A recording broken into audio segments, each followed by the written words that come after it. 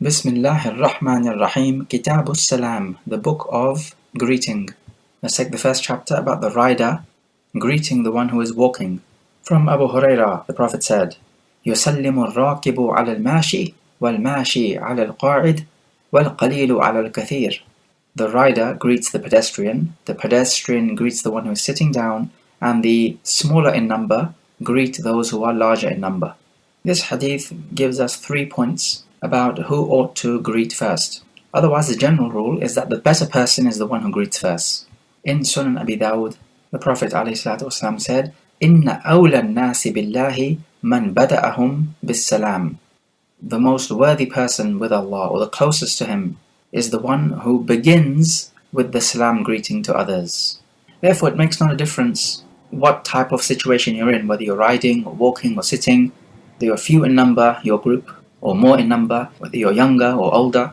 The better person is the one who begins with the salam. This is the bottom line. Normally, the rider is higher than the one who's walking, and the one who's walking is higher than the one who's sitting down. So the Prophet is telling us that the higher one, meaning the one who is occupying a higher place, he gives the salam to the one who's occupying a lower place. As for the larger group, they have a right over the smaller group, so the smaller group gives them the salam. Likewise, with the young and the old, we know that the young give salam to the older because the older have a right over the younger. Of course, in all of these scenarios, if the other person is ignorant of this rule, maybe he is unaware of this hadith, then you begin with the salam. Do not leave this sunnah off. Just remember the hadith from Sunan Abi Dawud. What about giving the salam to a female? In the fear of fitna, so that, for example, the female is young and not a relative of yours, then you do not give the salam and you do not reply back either. If there is no danger of fitna, for example, the woman is old or one of your relatives, or even if there is a group of women, because it has been reported that the Prophet gave salam to a group of women, then it is okay to give the salam and to reply back as well. Can you give the greeting just by saying salam? So just salam rather than assalamu alaikum or salamun alaikum. So you just say the word salam. There is no problem with that, and it suffices as a greeting. In Surah Hud, the angels came to Ibrahim alayhi salam. وَلَقَدْ جَاءَتْ رُسُلُنَا إِبْرَاهِيمَ بِالْبُشْرَى قَالُوا سَلَامًا قَالَ السَّلَامُ. So the angels said salam and Ibrahim replied with salam. So this suffices, and if somebody says salam to you, you can reply back with salam. In any case, the salam is a very strong sunnah. It is, as the Prophet taught us, from those matters which would spread love between the Muslims in the community. Make salam a customary practice amongst yourselves, and do not be strangers to each other just like the kuffar are. In fact, an opinion says that initiating the salam is wajib because the Prophet has given the order to do so. And this is definitely the safer and better opinion, that initiating the salam is wajib, and replying back is even more so wajib. The next chapter, the duty that you owe on the roadside is to respond to the salam. This is similar to a narration which we have taken by Abu Talha. He says, we were sitting outside and the Prophet came to us and told them to avoid sitting on the walkway, and they said that we are sitting here without harming anyone. We are discussing matters and speaking with each other. And the Prophet says, as for if you have to do so, then give the pathway its due right. You have to lower the gaze, return the salam, and hold good conversation. The dangers of sitting on the roadside or in the public is that when people pass by, as inevitably will happen, you may tend to start staring at them and looking at them, which could cause disturbance, because they do not want you to look at them carrying out their affairs and their duty. It would be as if you are spying on them, though you do not have that intention. And as you look at a person walking by, it could entice you to backbite. So you say to your friend who's sitting with you, oh, look at such and such a person, he's doing this and that. You start speaking about others. However, the companions indicated that there is a positive to sitting in the roadside, which is that you get to speak to one another and get to know one another, which builds the relationship. So having listened to their reason for sitting, the Prophet compromised, and this was his nature, to be merciful to the mu'mineen. Allah Jalla wa Ala describes him, بِالْمُؤْمِنِينَ رَؤُوفٌ رَحِيمٌ, the pitiful, the merciful on the mu'mineen. But he orders them to lower the gaze. And this is not just lower the gaze, not looking at women, but also not looking at men as well. Like we said, you could be inadvertently spying on people. Perhaps a person is coming back from shopping and you see their shopping bag and you realize what shop he has been shopping in and maybe some of the items he has bought. And you begin to pay attention to those matters which are not your concern. And the Prophet ﷺ told us, "Min husni Islam al-mar'i tarkuhu ma la ya'ni." From the goodness of a person's Islam is that he leaves alone that which does not concern him. So make sure you do not inadvertently spy on others. Also, kafful adha, to refrain from harming anyone, be it through speech or physical action. So through speech it could be ghiba, which is backbiting, or namima, which is spreading news, even if it may be true, but the intention is to incite hatred and to turn one against the other. You could cause harm physically, and this is by blocking the pathway, so as to make it difficult for the passerby to pass by. Also, raddu salam, to reply back to the salam. This is wajib if somebody gives you the salam. Do not ignore them. If he says salam, you can reply back by salam. If he says assalamu alaikum, you reply back by wa alaikumus salam. You can reply back equal amount or more, but you do not reply back to less than what he has said. So if he says assalamu alaikum, you cannot reply back by saying salam. And this is what the Quran teaches us. فَحَيُّوا بِأَحْسَنَ مِنْهَا أَوْ رُدُّوهَا. You even reply back to the kafir. There's just a difference as to the kafir. Do you just say wa alaykum, or do you go ahead and say wa alaykum salam? It appears to us that if he actually says the salam to you, with the lam being noticeable, then you reply back in the same manner. But as for if you fear he may have said assalamu alaykum without the lam, so that means death be upon you, then you just simply reply wa alaykum. Also, he taught us al-amru bil-ma'rufi wal-nahyu 'anil munkar, enjoining the good and forbidding the evil. Out in the public, you're sure to notice things which contravene the ahkam of the sharia. And it will be your duty then, as much as you are able to rectify the situation. Let's now take the next chapter about the right of a Muslim upon another Muslim. From Abu Hurairah, the Prophet said, حَقُّ الْمُسْلِمِ عَلَى الْمُسْلِمِ سِتٌّ. There are 6 rights one Muslim has over the other. قِيلَ مَا هُنَّ يَا رَسُولَ اللَّهِ. It was said, what are they, O Messenger of Allah? قال إذا لقيته فسلم عليه وإذا دعاك فأجبه وإذا استنصحك فانصح وإذا عطس فحمد الله فشمت وإذا مرض فعده وإذا مات فاتبع. If you meet him, then give him the salam. If he calls you to food, then respond. If he asks for your advice, give him advice. If he sneezes and says Alhamdulillah, then say Yarhamukallah. And if he falls ill, then visit him. And if he dies, then follow his funeral procession. A full explanation of this hadith would become very long, but the shahid from the hadith here, just for our purposes, is the salam. It is a right that a Muslim has over the other. When you meet him, give the salam, and the better person is the one who begins the salam. إِنَّ أَوْلَى النَّاسِ بِاللَّهِ مَنْ بَدَأَهُمْ بِالسَّلَامِ. It should be noted that the one initiating the salam should not say alayka salam or alaykumus salam, because as the Prophet said, this is the tahiyyatul mawta. The people used to greet dead people with this greeting. Rather, what the Prophet did is to turn it around. When he would visit the graves, he would say assalamu alaykum dara qawmil mu'mineen. Also, if you are initiating, if you say assalamu alaykum, this is 10 rewards. Assalamu alaikum rahmatullah, 20. Assalamu alaikum rahmatullahi wa barakatuhu, 30. As we find in the hadith of the Sunan. Also, an important point is that if somebody gives you the salam, then you must reply back with the salam, not with any other greeting. And you are not allowed to reply back just with indications. For example, hand signals. In the Sunan, the Prophet said that this is the way that the Yahud and the Nasara reply back to the greetings, by indicating with their hand or with their head. He said, لا تسلموا تسليم اليهود فإن تسليمهم بالرؤوس والأكف والإشارة. So if, for example, you meet a brother, he's on the other side of the road, you are not to simply indicate to him. Rather, you must say the salam. Sure, he may not hear it, but nevertheless, at least you've done your part in making this dua for him. You can indicate to him, but as for simply indicating to him without uttering the salam, then this is the taslim of the Yahud, and we are forbidden from imitating the kuffar. If a person greets you with other than a salam greeting, then according to the generality of the Quran, you greet him in a similar way to that which he greeted you. Could you say the greeting in other than Arabic?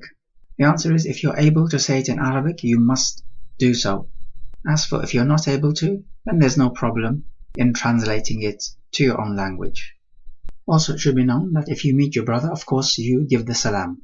And if you're walking with him and you part ways because of even a tree or a stone that comes in between you, and then you rejoin company again, it is legislated for you to give the salam again.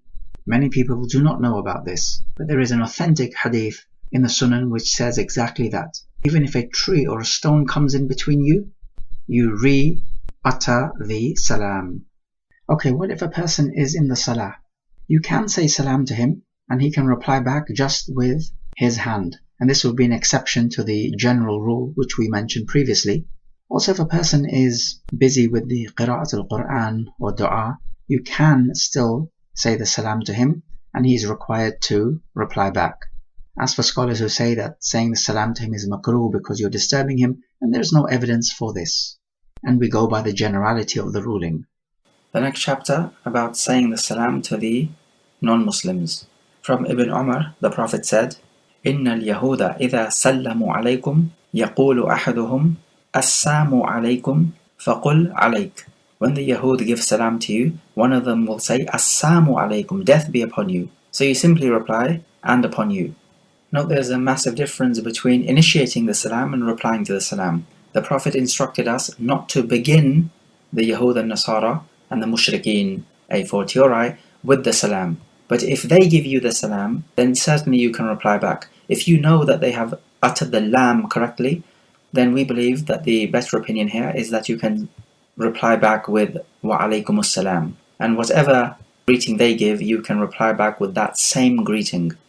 Some scholars would say that in all cases, you reply back with wa alaykum. Also in the chapter, Aisha reports that a group of Yahud came to the Prophet and they said, Assalamu alaykum, death be upon you. To which Aisha responded, Bal alaykumus samu wal la'na, nay, upon you may be death and curse. To which the Prophet said, Ya Aisha, inna Allah yuhibbu rifqa fil amri kullih. Oh Aisha, Allah loves gentleness in all affairs. She said, did you not hear what they said? And the Prophet said, Qultu wa alaykum. And I said to them, or replied to them, wa alaykum, and upon you. Also in another narration, it says that upon this, Allah Jalla wa Ala sent down the ayah, وَإِذَا جَاءُوكَ حَيَّوْكَ بِمَا لَمْ يُحَيِّكَ بِهِ اللَّهِ. When they come to you, they greet you with that which Allah does not greet you with. Also in a narration, the Prophet told Aisha, after he told her that I told them, وَعَلَيْكُمْ وَإِنَّا نُجَابُ عَلَيْهِمْ وَلَا يُجَابُونَ عَلَيْنَا. And we will be answered against them, that is, our dua will be answered against them, but their dua against us will not be answered. We take from the narration the hiqd, or the rancor, and also the jealousy and the envy that the Yahud had to the Prophet. A Prophet surely has to be from Banu Israel. How can he possibly be an illiterate person from the Arab? They had much hiqd, jealousy, hatred and rancor in their heart towards him, and towards Islam as well for that matter. We learn from the narration the ghaira, the protective jealousy that Aisha had over the Prophet and over Islam in general, in that she replied in this harsh way. She meant good, though her words were harsh. And the Prophet corrected her, telling her that Allah loves gentleness in all affairs, be it in matters of ibadah, or mu'amalat, how you deal with others in business and so on, contracts, or in mukhatabat, how you speak to others or address others, and also in enjoining the good and forbidding the evil. Rifq, gentleness is required. Gentleness does not enter anything except it beautifies it, and it is not taken away from anything except that it disfigures it. So we ought to take this as general words to live by, gentleness in all affairs, because gentleness will always come out stronger. Many people think that if they become harsh in their words and actions, they will become strong, and strong over other people. There's a difference between being harsh and being strong. If you want to be strong, then know that gentleness always comes out stronger. We take that if somebody does an evil to you, then you're allowed to do a similar evil back to them. The Prophet simply told them, wa alaykum, and upon you. They just reflected their dua back against them. Also in the chapter from Abu Huraira, the Prophet said, لا تبدأ اليهود والنصارى بالسلام فإذا لقيتم أحدهم في طريق فاضطروه إلى أضيقه. Do not initiate the salam with the Yahud and Nasara, and if you meet one of them on the road, then let them move to the narrowest part of it. That is to say, you do not move out of their way, they must move out of your way. We take the obvious lesson, you do not initiate the salam to the Yahud and Nasara and a fortiori any other kafir. You initiate the salam to one who is worthy of being honored, and that only is a Muslim. Allah Jalla wa Ala describes the companions at the end of Surah Al-Fath, كَزَرْعٍ أَخْرَجَ شَطَأَهُ فَآزَرَهُ فَاسْتَغْلَظَ فَاسْتَوَى عَلَى سُوقِهِ يُعْجِبُ الزُّرَّاعَ لِيَغِيظَ بِهِمُ الْكُفَّارِ. That Allah may use the companions to enrage the kuffar. So that's how the kuffar are to be treated. They are enraged, far from being honored. Similarly, in Surah At-Tawbah, وَلَا يَطَؤُونَ مَوْطِئًا يَغِيظُ الْكُفَّارَ وَلَا يَنَالُونَ مِنْ عَدُوٍّ نَيْلًا إِلَّا كُتِبَ لَهُمْ بِهِ عَمَلٌ صَالِحٌ. They do not undertake any journey or traverse any particular path, enraging the kuffar thereby, or attacking, or killing any particular enemy, except a good deed is written for them. So a good deed is written for them if they enrage the kuffar. So now, after having known all of this, are we going to honor the kuffar by initiating the salam? It does not add up. The mu'min sees himself to have izzah, honor, above the kuffar. Allah Jalla wa Ala tells us that if one of you apostatizes from his deen, then Allah will bring a people whom He will love and they will love Him. He describes them أَذِلَّةٍ عَلَى الْمُؤْمِنِينَ أَعِزَّةٍ عَلَى الْكَافِرِينَ, lowly towards the believers and mighty against the kafirin. It is most unfortunate that nowadays we find Muslims who do not have this feeling of izzah, might and honor against, over and above the kuffar. On the contrary, they believe the kuffar to be superior. And this is because of the depth of their hearts, spiritually speaking. So we find, for example, they would rather employ the services of a kafir rather than a Muslim, even if both of them are about equal in their qualification. And this is simply out of the weakness of a person's iman. Likewise, with giving them space on the road is a type of honoring, in the same way as initiating the salam is. So do not do so. They are not worthy of honor, simply because of their kufr. Right at the beginning of Surah Al-Mumtahanah, Allah Jalla wa Ala informs us, يَا أَيُّهَا الَّذِينَ آمَنُوا لَا تَتَّخِذُوا عَدُوِّي وَعَدُوَّكُمْ أَوْلِيَاءَ تُلْقُونَ إِلَيْهِمْ بِالْمَوَدَّةِ وَقَدْ كَفَرُوا بِمَا جَاءَكُمْ مِنَ الْحَقِّ. He tells us that you show love to them, yet they have made kufr of the truth that has come to you. So the kufr is the reason why they are not worthy of honor. Of course, you are allowed to initiate a greeting to them, for example, saying good morning or hello or something of that sort. But it's the salam that is prohibited. And also the hadith is not meant to be understood that you push them to the side. No, you do not physically harm anyone. The hadith means to say that they should move out of your way. You should not honor them by moving out of their way. Let us take the next chapter about greeting children. Anas ibn Malik says, when the Prophet passed by some young children, he would greet them. The narration is self-explanatory. An older person should not say, just because the younger person has not greeted me, I will not greet him. No, rather, if the younger person does not greet you, maybe he does not know the ruling, maybe he simply refuses to follow the etiquettes. In any case, you be the better person and greet him. We take from the hadith the humble character of the Prophet. And also in greeting children, you will be actually teaching them how to greet. And the children should be taught then to reply to the salam. They should be taught that it is obligatory. The next chapter about the permissibility of giving permission to somebody to enter the house simply by raising the curtain or some signs like that. From Ibn Mas'ud, he says, the Prophet said to me, إِذْنُكَ عَلَيَّ أَنْ يُرْفَعَ الْحِجَابُ وَأَنْ تَسْتَمِعَ سِوَادِي حَتَّى أَنْهَاكَ. The sign that you are permitted to enter my home is that the curtain is raised and that you can hear me speak quietly until I forbid you. Abdullah ibn Mas'ud radiallahu anhu was one of the honored Sahaba in that he would frequent the Prophet much. So much so that Abu Dharr al-Ghifari radiallahu anhu says that when he came to Al-Madinah, he thought that Ibn Mas'ud was from the family of the Prophet due to the frequency of what he saw Ibn Mas'ud entering and exiting the home of the Prophet. In any case, we find that an automatic permission can be given if the curtain is raised for you. So it's as if the owner is saying, you may come in. And the Prophet says that you may hear my quiet voice. That indicates that the Prophet is in the home. Because if you cannot hear his voice, it would indicate that he's not in the house and therefore do not enter. So the flip side of the coin, or the antithesis of this, would be that if the curtain is lowered, then this is an indication that you're not allowed to automatically enter unless you verbally seek permission beforehand. Of course, nowadays most houses have doorbells or knockers, and that would suffice as seeking permission. So you do not have to call out the name of the homeowner. The next chapter about the permissibility of women to go out to relieve themselves. Aisha reports that Sauda, another wife of the Prophet, went out to answer the call of nature. Even after the time when the hijab had been prescribed for the women, she says that she was a bulky lady and was significant amongst other women, and so therefore she would be easily recognizable.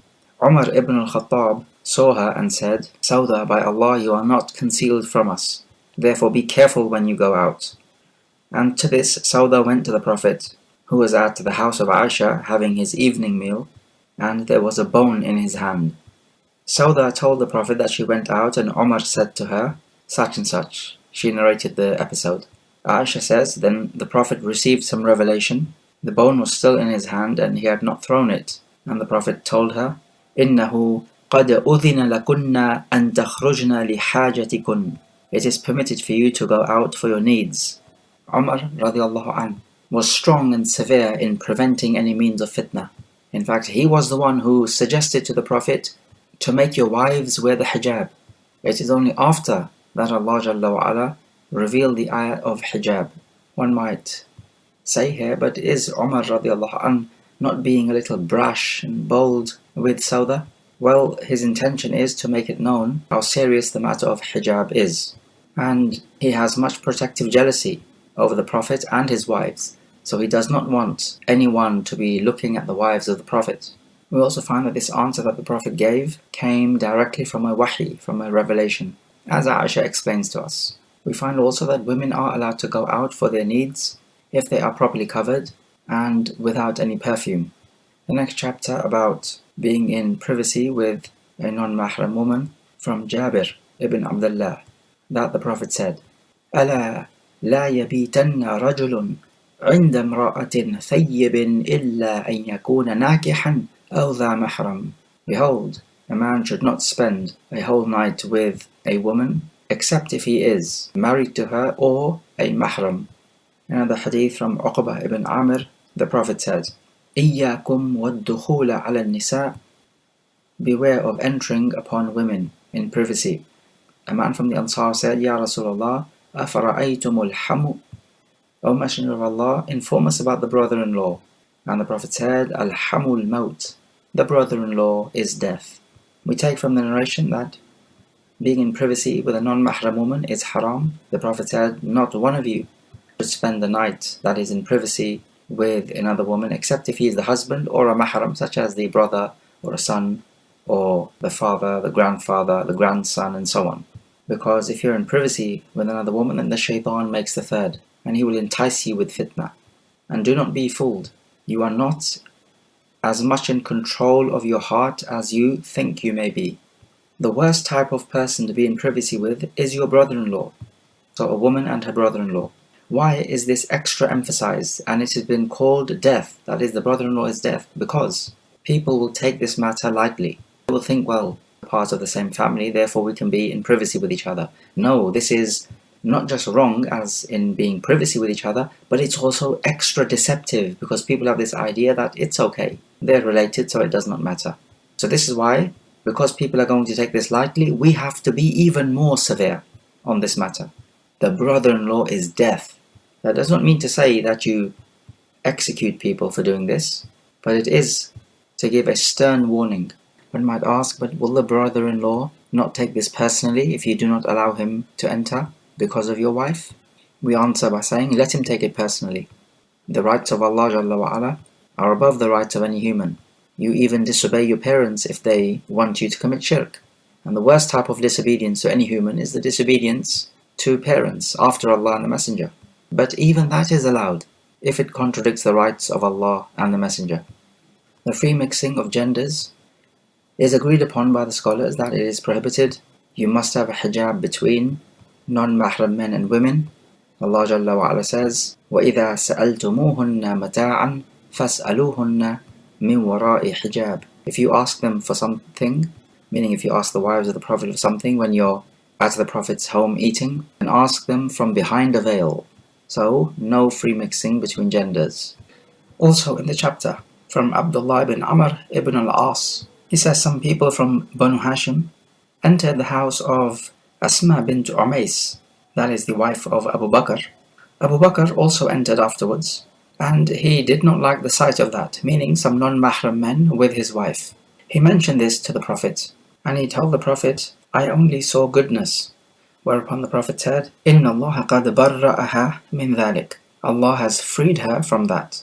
Then the Prophet stood on the minbar, and he informed the people, لَا يَدْخُلَنَّ رَجُلٌ بَعْدَ يَوْمِ هَذَا عَلَى مُغِيبَةٍ إِلَّا وَمَعَهُ رَجُلٌ أَوْ اثْنَانٍ. After this day of mine, no man should enter upon a woman whose husband is absent from her, except that with this person should be another man or two others. So we find in this narration that some people enter upon Asma bint Umais, the wife of Abu Bakr. Then Abu Bakr comes in and he sees a group of people in the house with his wife, yet he was not present, so he felt uncomfortable. How is it that his wife is speaking to non-mahram men? Yet despite this, he did not see anything which is haram in terms of flirting and so on. This is why he tells the Prophet, I only saw goodness. He only saw goodness, yet despite that he felt something in himself, some discomfort that his wife is with some non-mahram men. And the Prophet said that Allah has freed her from that, meaning to say she did nothing haram in terms of flirting or inappropriate behavior with non-mahram men. So Allah Jalla wa Ala has freed her from any misdemeanor.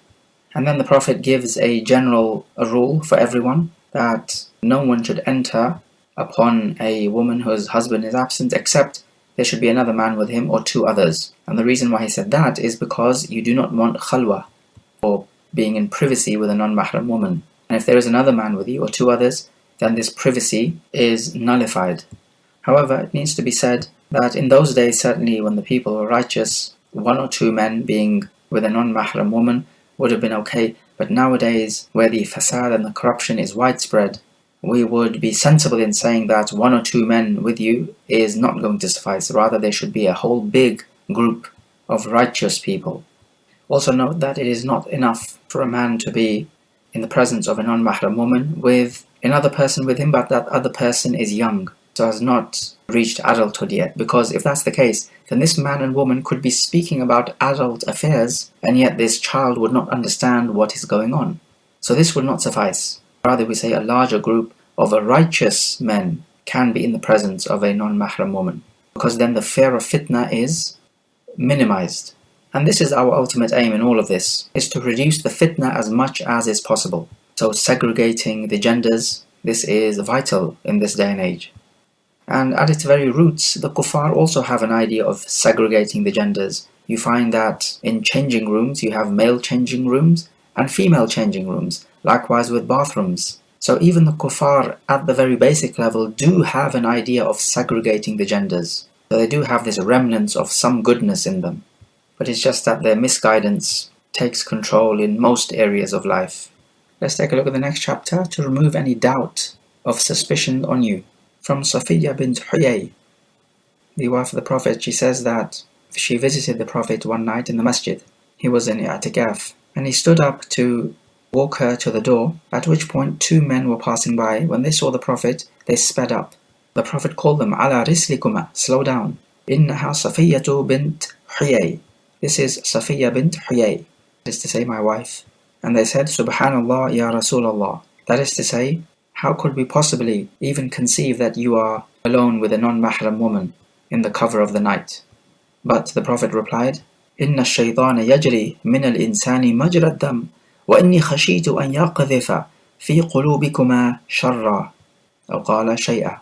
Shaytan runs in the mankind like the running of the blood, and I feared that he would cast some evil or something in your hearts, meaning to say of doubts or negative thoughts about the Prophet. This episode is taking place in Ramadan. That's the only time when the Prophet made i'tikaf, except one year when he made i'tikaf in Shawwal, because he did not do it in Ramadan because of his wives doing it, and he objected to that. Otherwise, it is not legislated to make i'tikaf outside Ramadan. This is the principle and this is the rule. Some people say whenever you enter the masjid, make your intention for i'tikaf, and this is a bid'ah. Yes, if you make a vow that you will make i'tikaf for a time period outside Ramadan, then you have to fulfill it. Just like with the hadith of Umar radiallahu anh, who made the nadhr to make i'tikaf during the night. And the Prophet told him, Awfi bi nadhrik, fulfill your vow. But that is quite different to saying that it is legislated to make i'tikaf during any time you want. No, this is wrong. We may take from the hadith that it is permissible for a mu'takif to speak to his family and friends.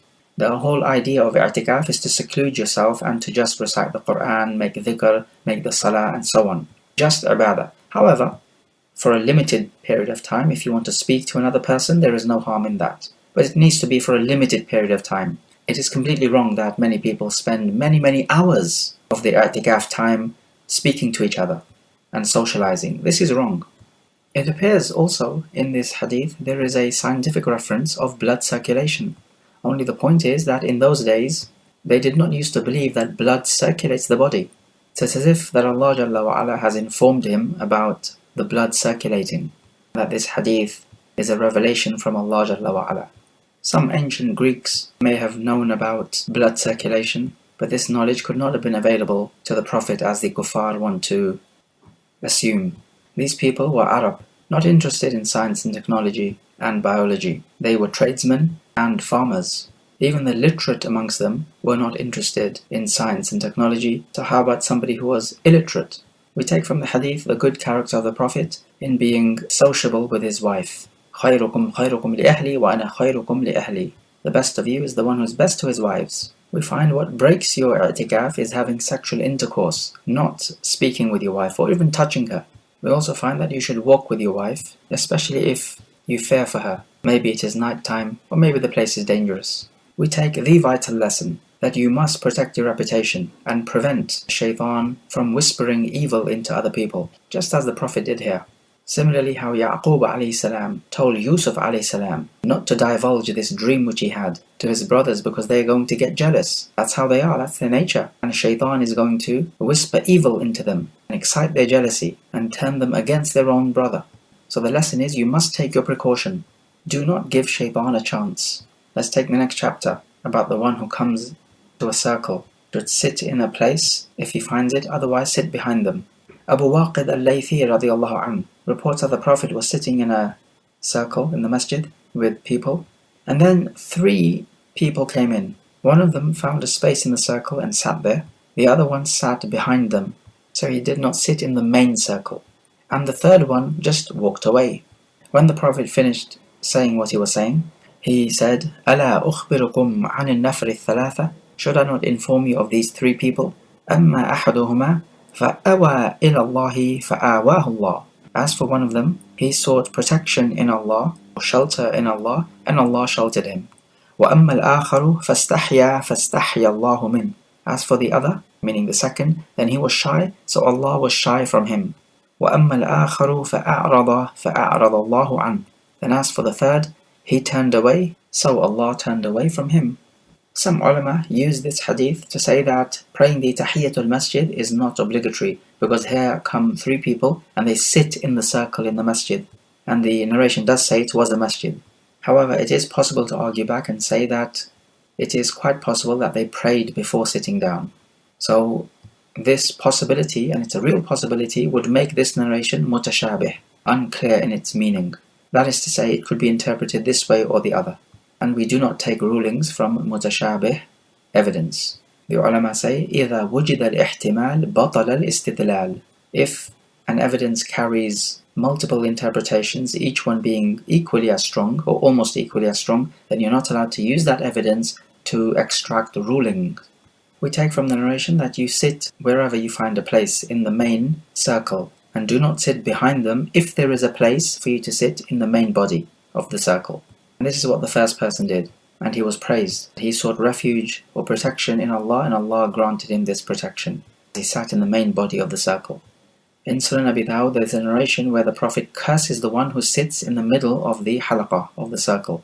The narration is da'if, but even if it was authentic, we could say that it refers to the person who steps over the shoulders of the people and thus annoying them and harming them, and such a person is then cursed.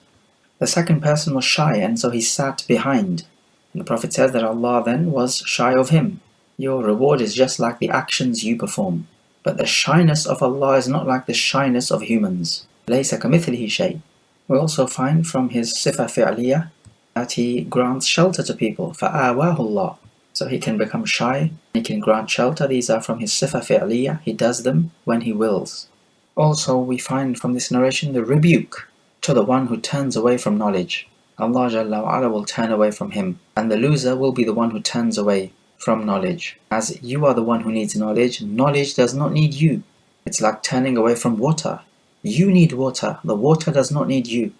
Let's take the next chapter about the prohibition of making somebody get up from his place of sitting. From Ibn Umar, the Prophet said, لا يقيمن الرجل الرجل من مقعده ثم يجلس فيه ولكن تفسحوا وتوسعوا. A man should not make another man get up from his sitting place and then sit in it. Rather, you should make room for each other and accommodate each other. This prohibition in the hadith is for tahrim, meaning it makes it haram. Why? Well, it's obvious, because you are annoying and harming another by giving him discomfort. You would not want it to happen to yourself, so do not do it to others. However, if somebody else gets up for you, then you are allowed to take that place, because it is now through his own goodwill. This hadith is talking about is when you force somebody against their will. One of the narrations says that Ibn Umar, when somebody would give him his own seating place, Ibn Umar would refuse to sit there because of this hadith. But this is from his own wara, his own fear of Allah Jalla wa Ala, of doing something that could harm him in the hereafter.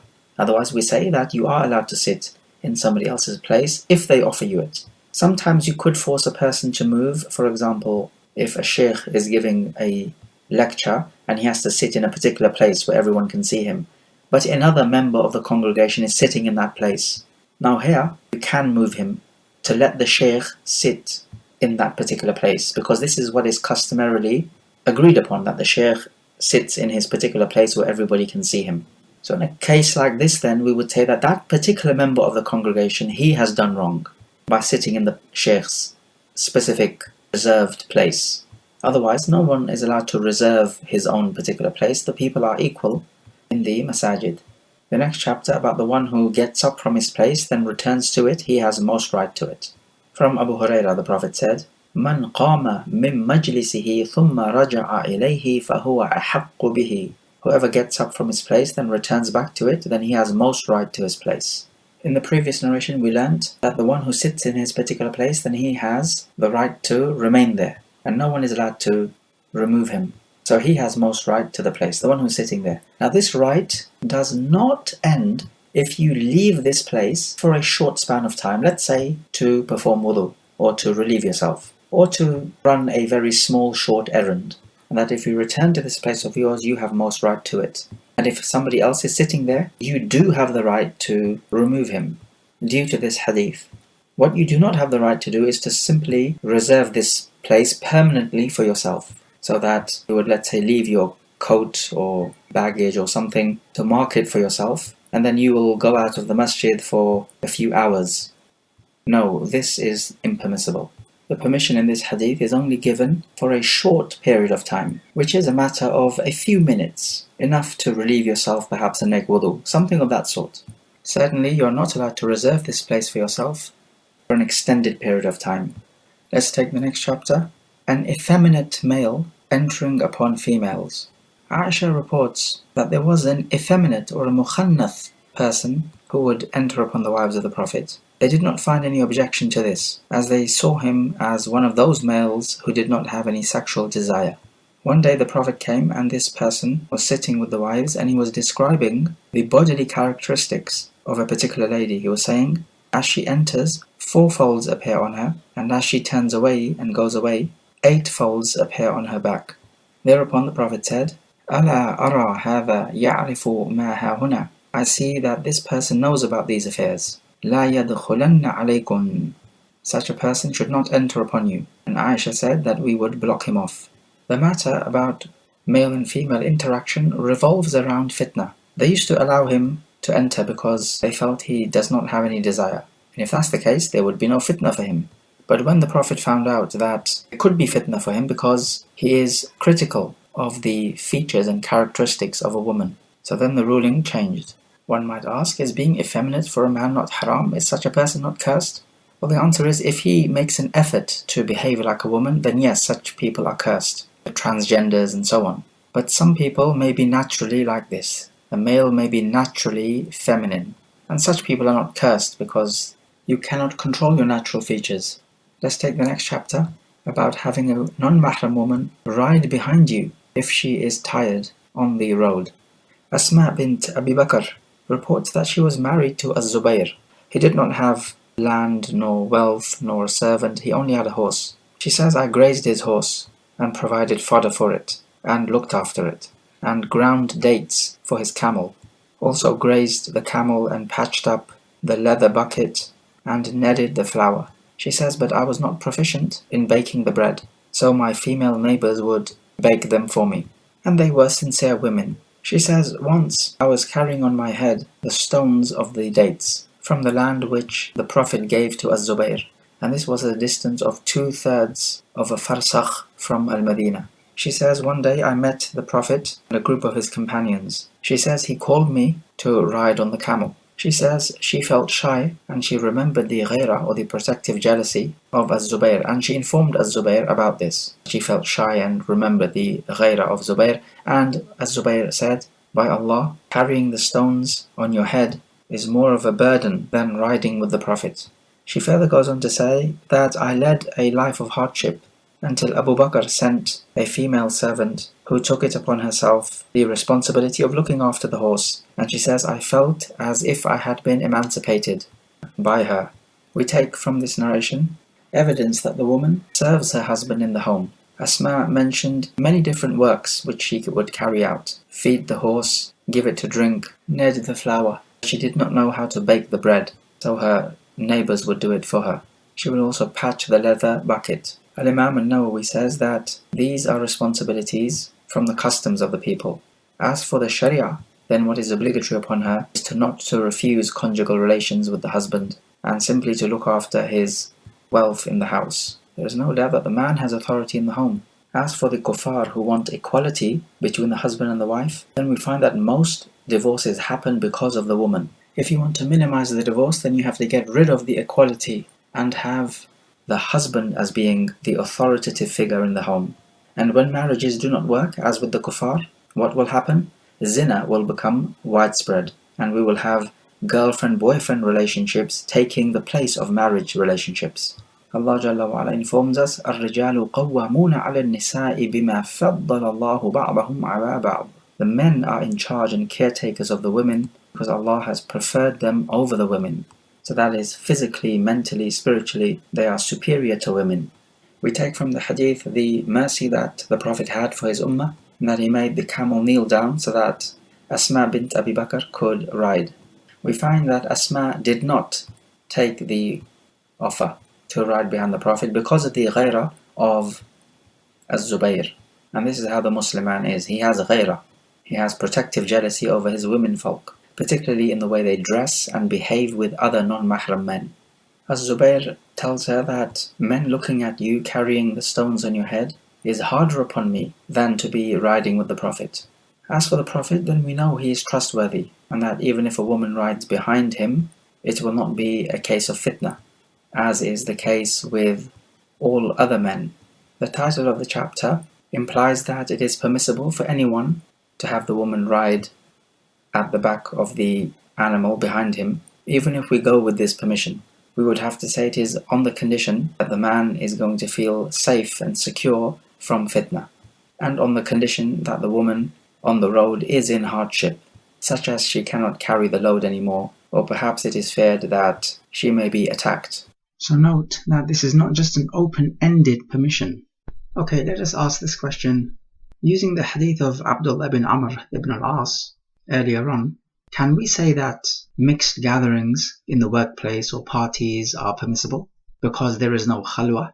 there is no one man and woman in privacy? The answer is no. Mixed gatherings are not even allowed in the masajid, as the Prophet ordered the men to form the first rows and the women to form the latter rows. So there was no free mixing even in the masajid, which are the purest of places. So how about other than the masajid, such as workplaces or wedding receptions and parties and so on? The doors of fitna are open even amongst righteous people. So it is upon the Muslim to avoid this as far as is possible. And if he does find himself in a place which is mixed, due to reasons beyond his control, then he has to avert his gaze. As for the hadith of Abdullah ibn Amr ibn al-As, then the context is that these men entered upon Asma due to a valid need, which could not be avoided. Also note from the hadith of Abu Waqid al-Laythi that the third person who turned away from the circle, the Prophet said that Allah turned away from him. This is describing this person in a negative sense. Is that permissible out in the open in front of everyone?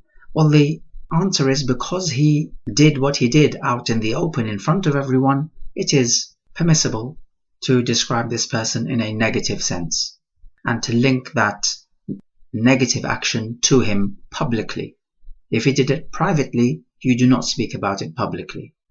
Also from the hadith of Abu Huraira, we may take that if you leave your place in the masjid or wherever else for a short while and come back and you find somebody else sitting in that place, then if it can be established that this was in fact your place, then you have the right to make him move from that place.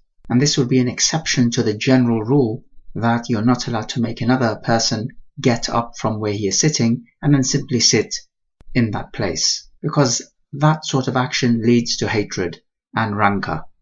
But as for if you have a right to make him get up, then the person who is asked to get up should be understanding, and it is upon him not to take offense. Also from the hadith of Aisha, we can give supporting evidence that you do not speak about another woman, meaning describing her physically, and that this could lead to fitna. In the Sunnah, the Prophet said, لا تصف المرأة المرأة لزوجها كأنه ينظر إليها.